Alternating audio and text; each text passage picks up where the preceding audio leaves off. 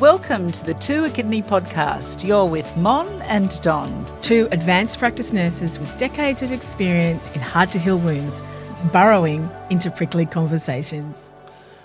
Welcome to the Two a Kidney podcast with Don Anaya and Monica Samalik. Today's topic, and welcome, Donna. Thank you. Welcome to you too. Thank you. Today's topic, compression. Oh, fantastic. So I'll take it over to you and you start, and then I'm sure we'll burrow down into the deep depths of how we can improve on what we are currently doing. I'm sure we'll be fighting each other off for airtime. Yeah. Because this is a topic we could talk about a lot, and we frequently do. We had mentioned in a previous episode that we've both done lymphedema practitioner / therapist training and how much it's informed our clinical practice as wound consultants, managing hard-to-heal wounds and particularly of the lower limb. However, we wanted to come up, I guess, and chat about initially some of those pearls that have changed our practice. We wanted to expand on that because it has incredibly changed my practice, as I know yours. And I feel as though I couldn't do what I do now if I did not have those skills. And I look at how I would especially assess and compress somebody much differently. It was, and I still feel as though, I'll say this in wound care as well, just to make this general comment, the more I know about it, the less I feel as though I do know, and the more I want to know. So it's a ongoing battle in my mind to understand. I still just want more. It's a very hungry area for me. However, so before I had the lymphedema training, I would just look at the body part, and typically for us that's below the knee because that's where we have a lot of people with hard to heal wounds that end up coming to us. But now I'm looking at it much more as a system. So I'm much more interested in looking at things like pumping nodes in the top half of their body and deep breathing in order to clear the lymphatics first before we're sending fluid up. So that whole piece around, clearing what's further up the system before you're sending more fluid up from the legs. And I really feel that's still a work in progress for me. I still have a lot to do in that area, but people look at you funny when you're telling them to deep breathe and you're showing them how and you're demonstrating them. So that's one we can talk about. And getting on to that's the first thing I'd say, even before compression.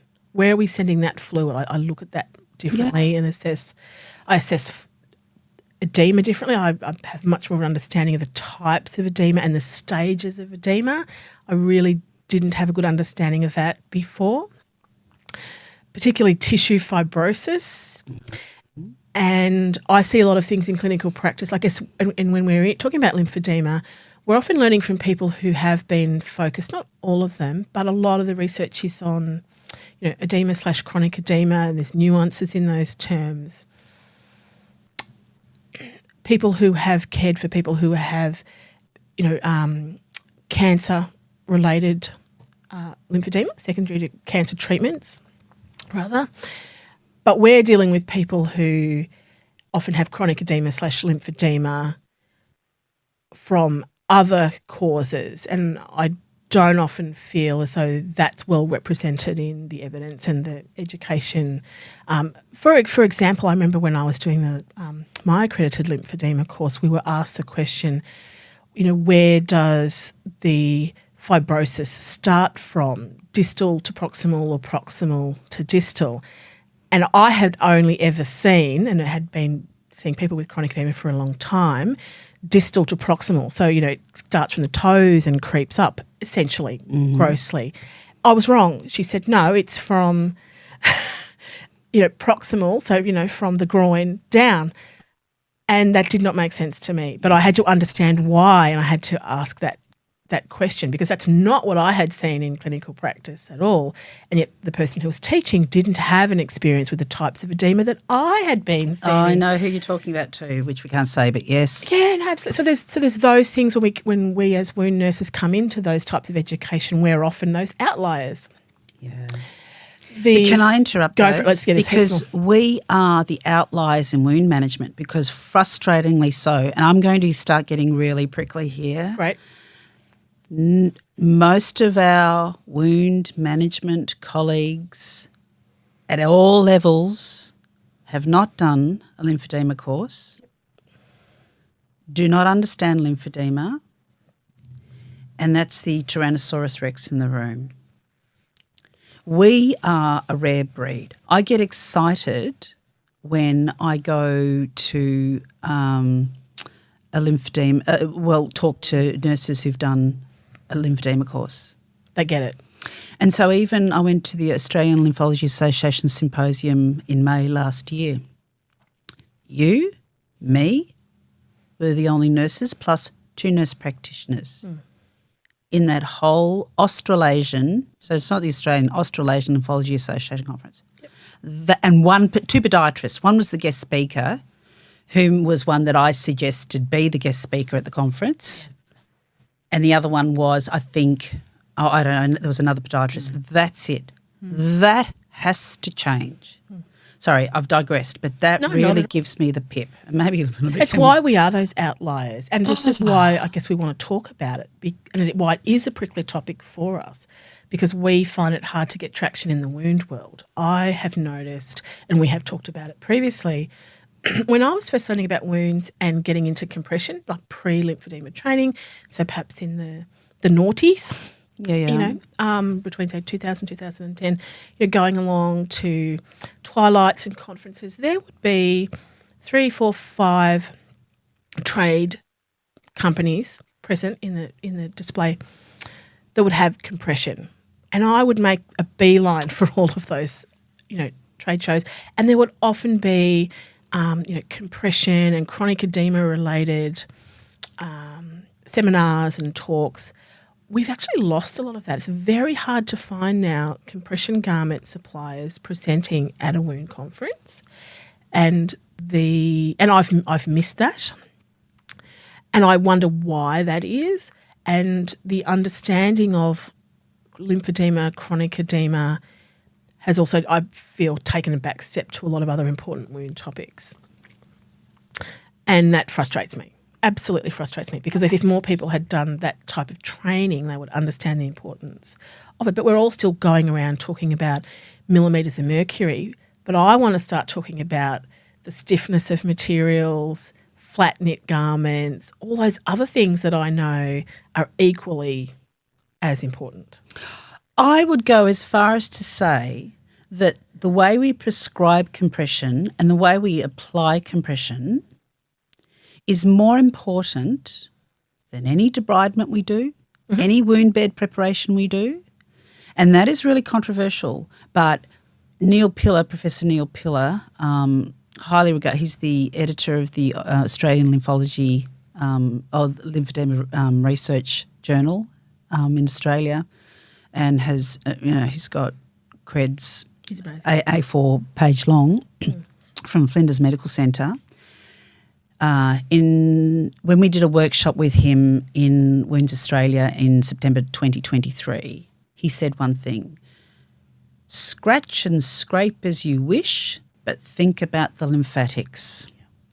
I just went, oh. Magic. I rang him and said, do you mind if I put that at the bottom of my email signature? And so that's at the bottom of my email signature now.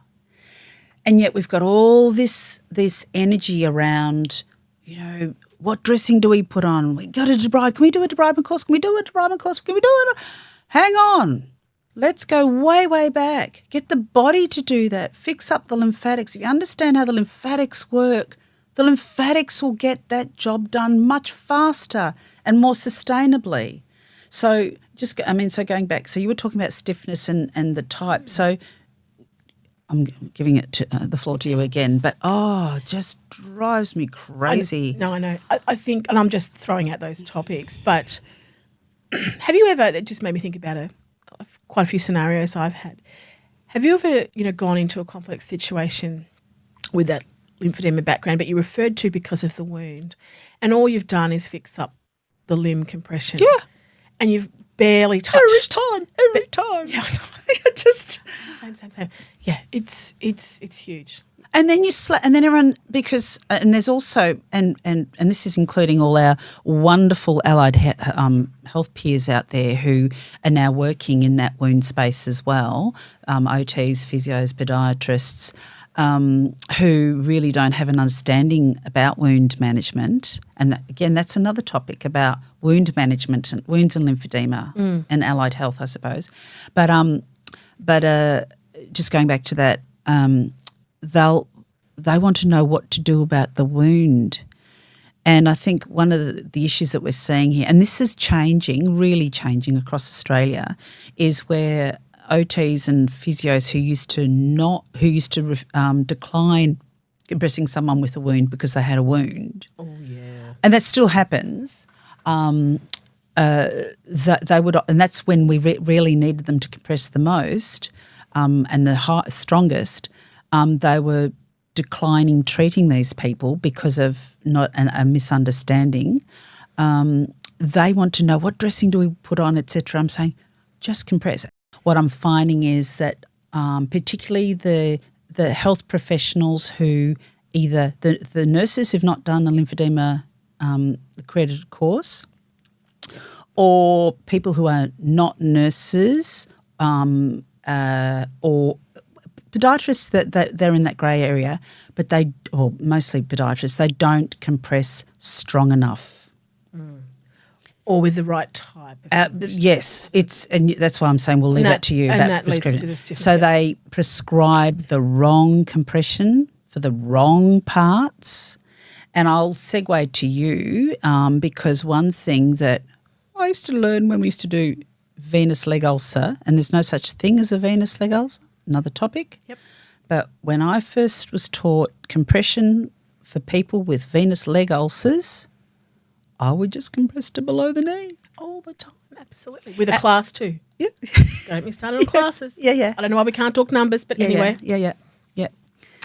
So since I've done the lymphedema course, that has changed, but I'm finding that the rest of the world, we've still got this 17-year gap between research and translation of that research into practice. At minimum, absolutely. And it reminds me, I'll talk about the stiffness. And so I said, I'm finished. No, you haven't. Oh, yeah, but for We've this never finished. Yeah. We'll be here for a long time. Yeah. I'm sure this will have many parts to it. I was told a number of times, and this is actually one of the initial drivers that led me to do the lymphedema course and start to talk to you about it. I think I had said, this has changed my practice. Yeah. You've got to come and do this course. I'm like, okay. Yeah. Wow. Another story. Yeah. I forgot about that. Yeah. Thank you. Yeah, you might know. It was really, really good. Very confirming. I had been told by the only lymphedema service in the area I was working at the time, I had compressed with all the skills that I knew I had. So, either bandaging, a very rudimentary bandaging, or a round knit, class 2 type garment. We still weren't winning. They had this diagnosis of lymphedema, which was just an anomaly to me. I had that whole understanding of there's lymphedema and there's venous edema. It's like, well, now we know different. But, I had these two camps. Well, I can manage the venous stuff, but I can't manage the lymphedema stuff. That was my previous thinking. Completely wrong. And then I would go to the lymphedema service. It's like, I need to refer this person to you. They've got lymphedema. I can't manage it. Duh. However. A bit of like stuff. Yeah. And I would continually be told, I think for a couple of years, no, they've got a wound. We can't see them in our clinic. You fix up the wound first and then we'll see them. And I was just flabbergasted, dumbfounded, frustrated. And stuck. Like, what the hell?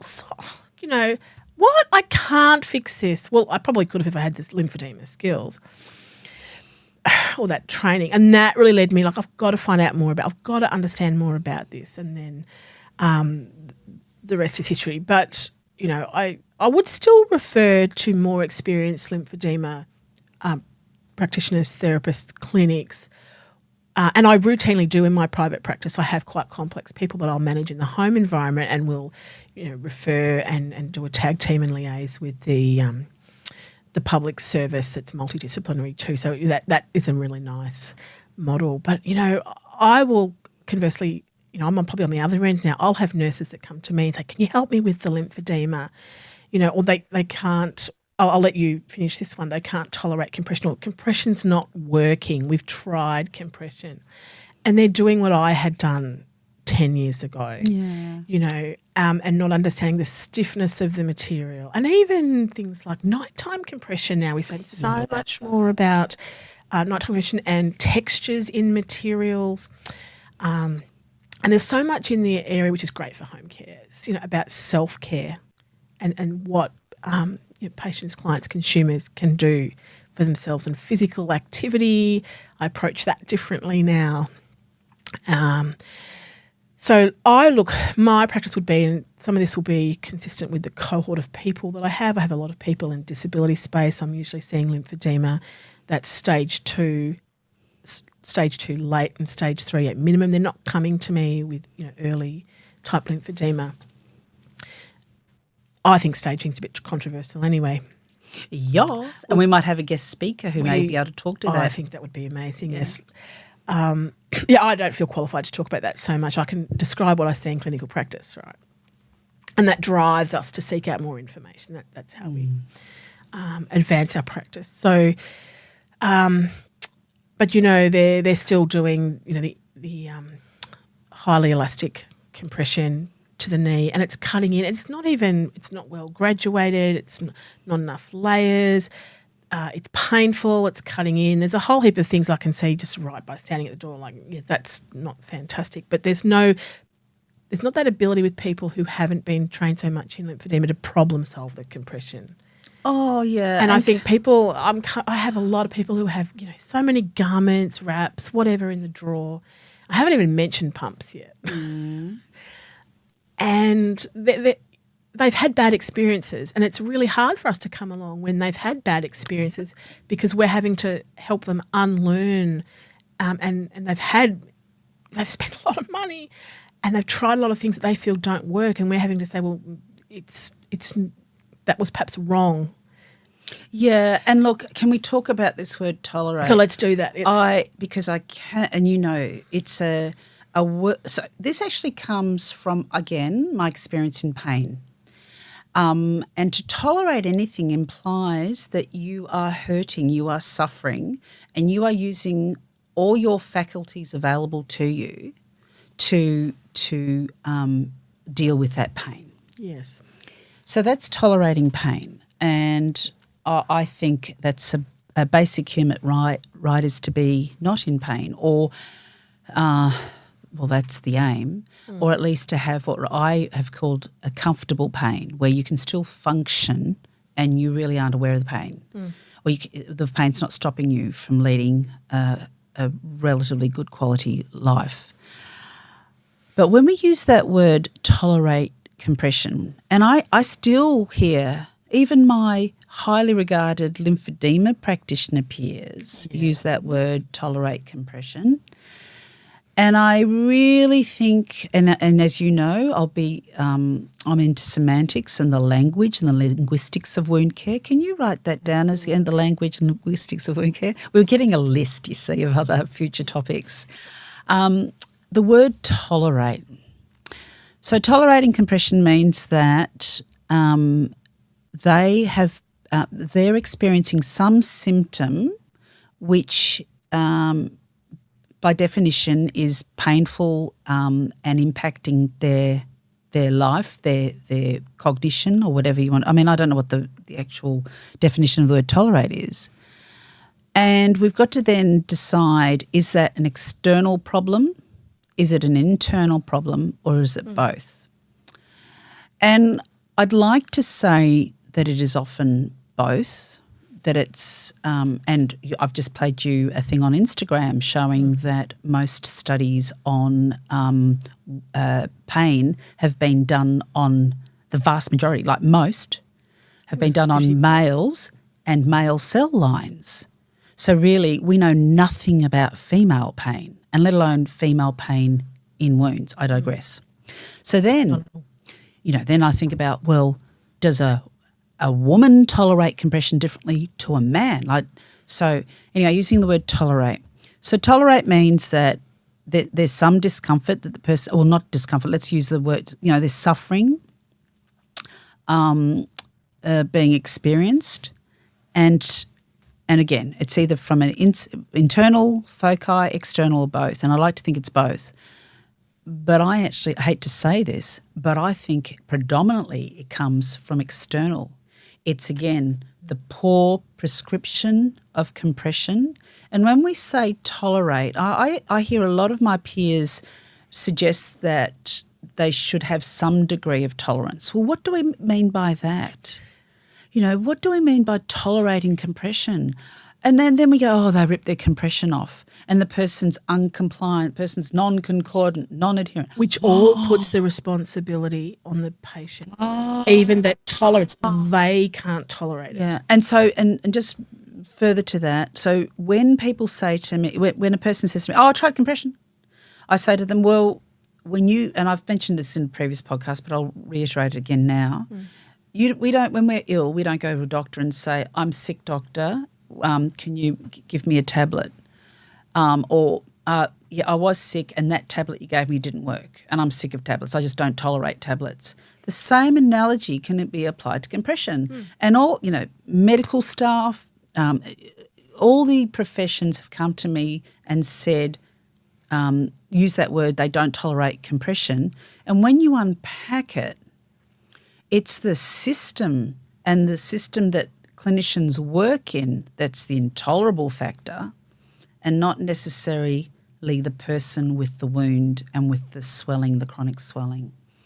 So I really urge people to think twice about using the word tolerate. And when you're using the word tolerate, really expand your thinking, because as I say to people, there are maybe 400 different combinations, and that's a S.T.R.I.D.E document which we made. We need to put links in the bottom of our podcast. We'll pop the S.T.R.I.D.E document to this. Yeah. If you look at the back of the S.T.R.I.D.E document, there are nearly 400 different permutations, computations of combinations of, I've forgotten my maths, of compression that you can apply.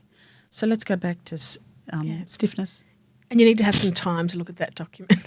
Yeah, but it's a damn good. It is a great resource. Yeah, so Google S.T.R.I.D.E compression, and I think it'll get you there. And we'll put a link at the bottom of the podcast. And even if there's just some clinical pearls, not to be overwhelmed by that, but just to, be curious and think, well, there is, because S.T.R.I.D.E stands for some of those factors to look at. So, stiffness, texture, that type of thing. There's just so much more we could talk about. So, do you want to talk a bit more about let's talk about when you're prescribing compression. I suppose that's sort of going into the S.T.R.I.D.E document as well, but what sort of things are you looking at very broadly? Well, apart from that past history and working on their headspace and thinking and understanding about what this role is, and I'm always talking about, they'll still want to do the dressing focus, and so we've covered all of that. But when I'm looking at the compression, the first thing I'm going to think about is, well, who is doing the care? Who is going to be applying this?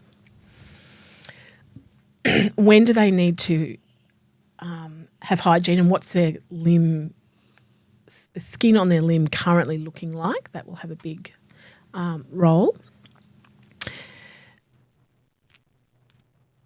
Daytime, nighttime, texture, layers. But, I'll come back from that. Am I in a decongestion phase or a maintenance phase? Do I have to factor that in? Because sometimes they won't have a lot of bulk to lose, and you can just kind of, you won't anticipate there's not so much bulk to lose. And sometimes there is. So you've got to explain. One of the first things I will do is explain this is a process. And it's a bit like, educating the patient about the wound care. This one dressing is not going to get us there to start with. We break down the endpoint into short-term goals. So this is either going to soften the tissue, or this is going to give you more comfort.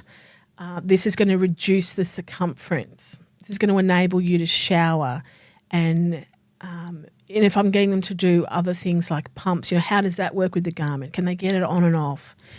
Really practical things like that. How long does it – look, even things like how long does it take me to get a garment in? Because sometimes I've lost them. There's a whole host of things, even just those non-clinical factors. Sometimes it's those non-clinical things that probably override even some of the clinical things.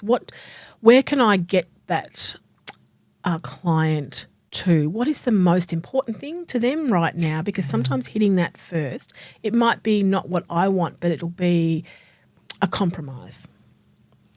Do you want to talk around round net and flat nets? Because again, people who haven't done a lymphedema therapy course, I think, again, don't get into the details now because I think that's, again, another topic, but they don't understand that there are many times where round knit is not appropriate. And that's all good and well to say put them in a flat knit garment, but there are inherent barriers to getting people into a flat knit garment as well. There are barriers, yes.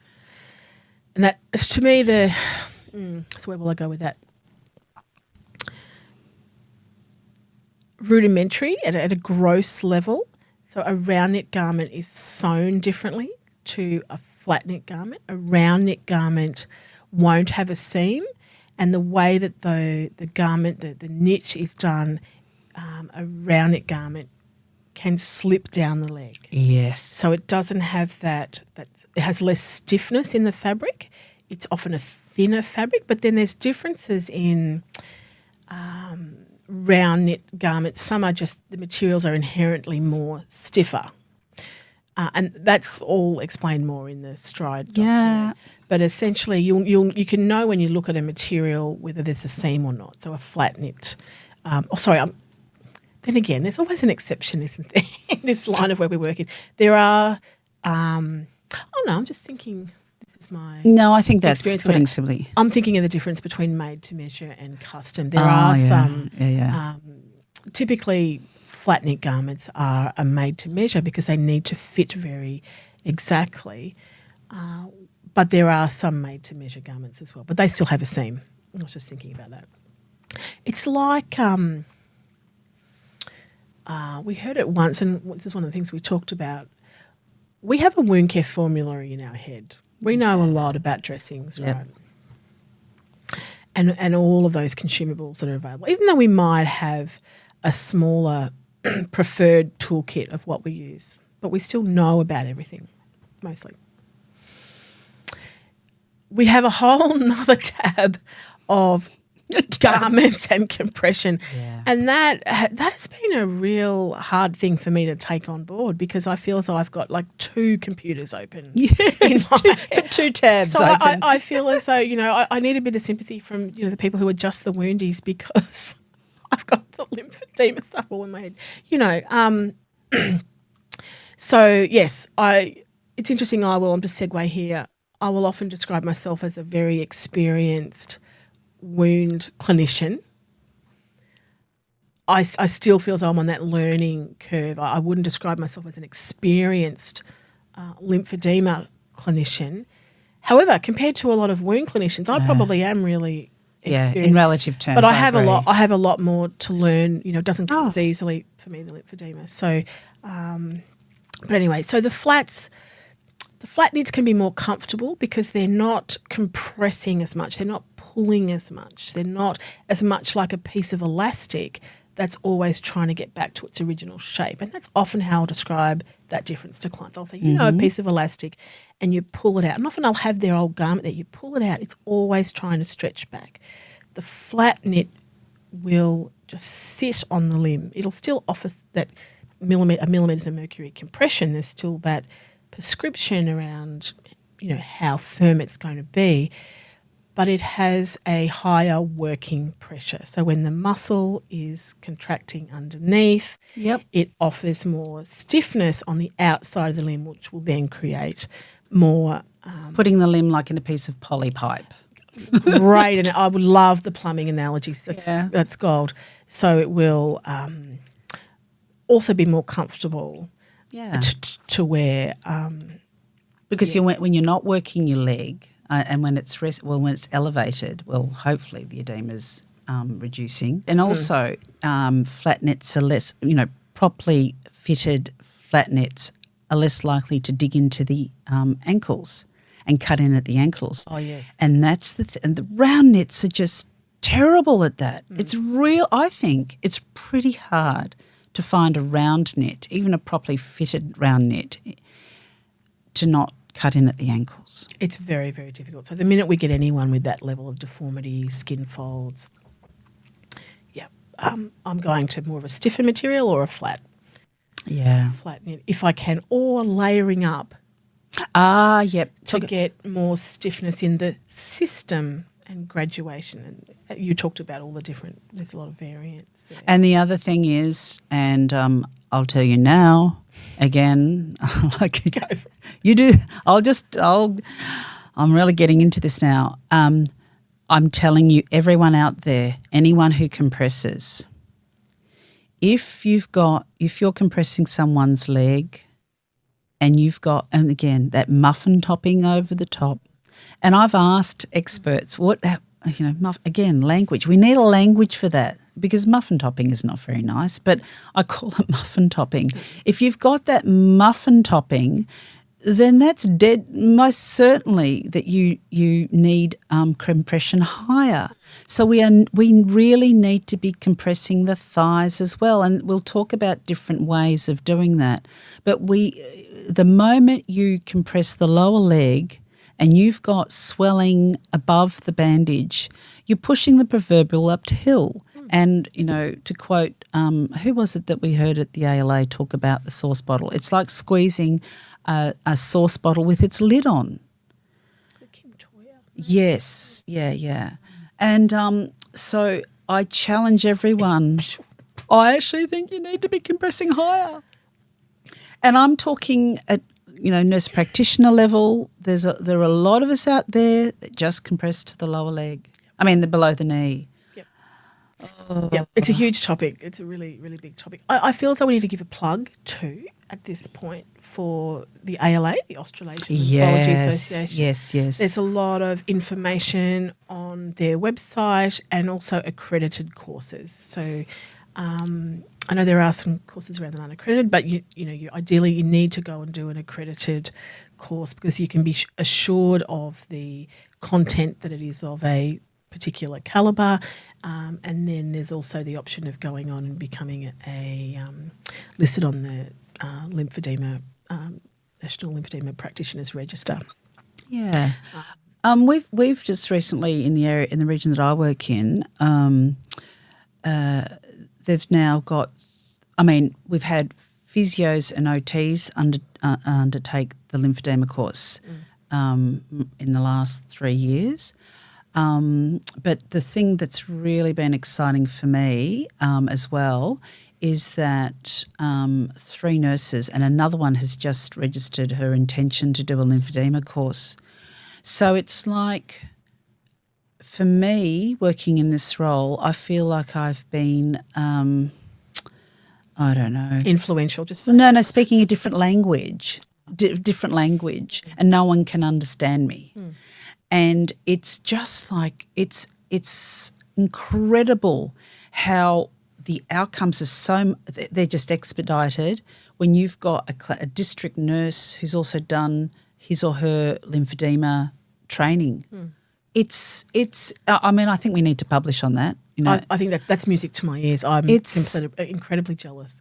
I still have people coming to me, referring patients to me. Can you come and see them? We need them in wraps. But where's the assessment? Yeah. And I said, I can't guarantee I'm going to put someone in a wrap.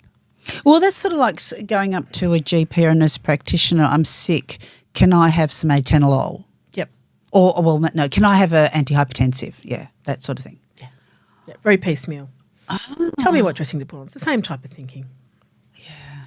And that's the challenge. And, and I think, again, being very prickly, our colleagues out there, and I really respect them, and they also run private businesses as well, but they're often asked to deliver courses on debridement, on dressings, and it's very frustrating because I think it's almost they would be doing wound management a great service if they declined that work. How's that for being prickly? It's a struggle, and I'm working. You're in the private space, I'm in the public space, so you understand that more. I do, and there are times when you do need to decline, or you'll go in and do the first visit, and it's like, this is not appropriate for me to continue, and this is why. I know I've done that a few times, but it's a difficult conversation. Yeah, and I'm talking more about education, not competency development. I was meaning like specific consults. No, but yeah, no. the education for sure. No, heaps of learn to clean the leg. Learn to apply the assess for chronic edema, prevent it, and if it's there, to decongest and maintain. Then maybe look at debridement education. And that's another topic that we'll be talking about later. I was just going to say that's a fantastic segue for us to probably wrap up on. Okay. No pun intended. No, actually, I did intend that pun. Let's wrap up. Yeah. Dress to compress. Because we've got some thoughts on education. But yeah, I would echo those sentiments exactly. You can spend a long time educating people, but they'll still write down on the form, "Well, we didn't learn enough about dressings." Yeah, no. So that's probably a failure on our part. We're setting people up for failure there. Can I just say though, the industry is driven by these companies, and I remember. I know we're going to wrap up, but I think this is just one salient point. Let's leave people with that. That's good. I think. I was at a conference, this is years ago, where someone made the comment that wound management is the only field where learning, education and research, knowledge development and knowledge translation is influenced so heavily and initiated by wound companies or companies that sell wound products. There's no other field out there other than woundology, wound management, what we're going to call it. Yeah. So and look, I wouldn't be where I am without those wound companies, but that's the way it is. But I think we've got to have that in the back of our minds. And so wound dressings are always considered as the panacea, and all our wonderful colleagues in wound management know that it's not, most of them. So I think we've got to be very, very mindful. It's the only specialty out there where it's driven so heavily by industry. It is, and I would, completely. That's been my experience in a number of tertiary facilities where you're looking at education too. And education is often requested by senior management who also don't understand. There's one tick box. Yeah, get that education out there. I would echo that. You wouldn't be without those companies, but we're able to navigate some of those intricacies. But I've seen a lot of issues in clinical practice where there's been some education run by trade that has not been in the best interests of the facility. That's prickly. I know that. Yeah. But all right. So okay. we've covered off on a little bit of compression and things that have changed our practice. I hope that's been informative. And there'll be much more on compression, more on the specifics, but that's just sort of an overview. What gets my goat up? Yeah. Yeah. Is there such an expression? Definitely. Everything doesn't have to be related to an echidna. It's fine. It's what gets my echidna up now. Thanks, everyone. We'll see you in the next episode of To Echidna podcast. Okay, thanks, Donna. We are so grateful to have this opportunity to share our learnings and challenges with you today. Hopefully, it has inspired you to be more curious in your clinical practice and burrow down to issues that bug you. If you liked today's episode, follow and subscribe on Spotify, YouTube, and TikTok at To Echidna. If we were too prickly, we'd also like to know. All our contact details and links we've mentioned are in the show notes below. You can also help us by leaving a review and sharing this with your colleagues. We will see you in the next episode, and in the meantime, go forth, be curious, and burrow into some ant nests. There'll be struggles, there'll be wounds, but that won't stop me coming through. I give it all for you. But would you do what I do?